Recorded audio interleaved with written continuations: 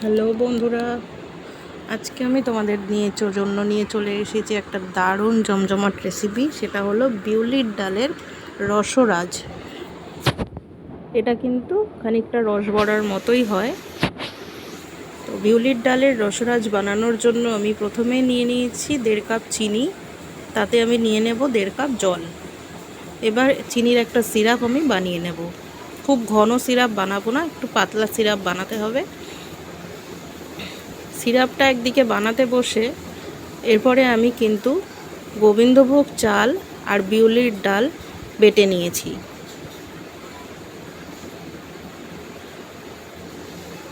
এর মধ্যে আমি দিয়ে দিলাম 1 কাপ মতো সুজি, তার মধ্যে দিয়ে দিয়েছি বেশ কিছুটা মৌরি, দিয়ে দিলাম 3 থেকে 4 চামচ মতো চিনি, দিয়ে দিলাম বেকিং পাউডার। এবার খুব ভালো করে মিশিয়ে নিয়ে একটা ব্যাটার মতো বানিয়ে নিতে হবে, যেটা দিয়ে আমি বড়া ভাজবো। দেখো, এইভাবে মিশিয়ে নিয়ে তারপর অল্প অল্প করে জল ইউজ করতে হবে। এখানে আমার মনে হয়েছে আর একটু সুজি দরকার আছে, তাই আমি আরও কিছুটা সুজি দিয়ে দিলাম। খুব ভালো করে এটাকে ফেটিয়ে নিতে হবে। তো এটা আমি করে নিচ্ছি।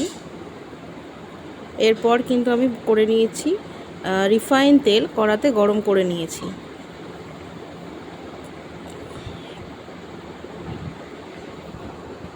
এই রসরাজ হলো রসবড়ারই একটা প্রসেস।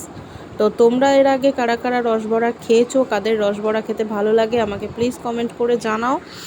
আর আজকের রেসিপিটা দেখতে থাকো, যদি ভালো লাগে তাহলে ভিডিওটাতে অবশ্যই একটা লাইক করে দিও। আর যারা নতুন সাবস্ক্রাইবার, আমার নতুন বন্ধুরা, তারা কিন্তু প্রতিদিন সকাল 10টায় রান্নায় সাতফোড়ন দেখতে ভুলো না। আর ভালো লাগলে চ্যানেলটাকে সাবস্ক্রাইব করে দিও। এদিকে তেল গরম হয়ে গেছে, আমার ব্যাটারও রেডি। এবার আমি একটু বড় বড় করে বড়ার আকারে কিন্তু এগুলো ভেজে নেব। খুব বেশি লাল লাল করে ভাজবো না, একটু কম ভাজবো, যাতে রসটা এর মধ্যে ভালো করে ঢোকে। বেশি ভাজলে কিন্তু খুব একটা রস ঢুকতে চায় না, শক্ত হয়ে যাবে বড়াটা।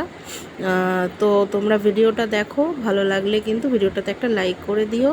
তো এইভাবে কিন্তু চটজলদি খুব তৈরি হয়ে যায় বিউলির ডালের রসরাজ। তো আজকের মতো টাটা।